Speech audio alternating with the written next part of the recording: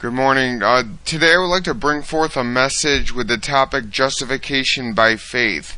Now, often when we hear being justified by grace, we think of the Apostle Paul, which gave us much insight on the topic of salvation by grace through faith.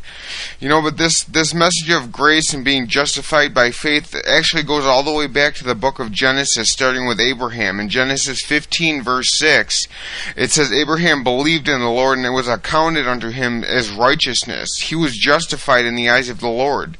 This truth, it needs to be known in our world. It is not by works, as the Apostle Paul said. It is by grace are you saved through faith, not of ourselves, but as the gift of God.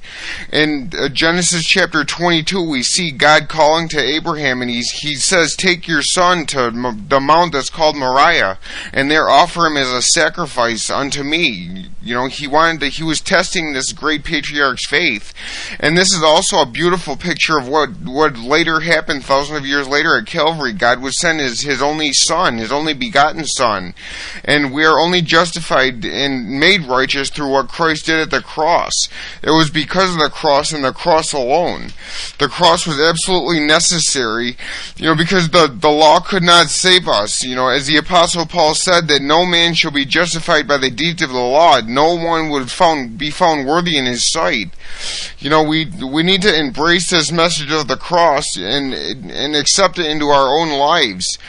I want to bring about, like I said, the best to my ability. Many think they can live by the old rituals of the law, or the Catholics believe that certain sacraments, rituals can merit them favor with God. But there, as Paul again said, I'll refer to Paul, there is none righteous, not even one. We fall short of God's standards, way short. He looks down on this world, and even at our church, the church that is lukewarm, and he wants to spew it out of his mouth, but I can see that same feeling when he looks upon our sin, and that is exactly why he died on the cross, that we might be freely justified, given the gift of eternal life freely. For God so loved the world that he gave his one and only son, that whoever believes on him, whether you're Muslim, Jew, atheist, you never heard the gospel presented, just recognize we are all sinners. Jesus Christ died, he paid the debt. Upon that cross, when he was nailed to the cross, the debt was paid in full. No more work ever to be done, accomplished. It is finished. It was done.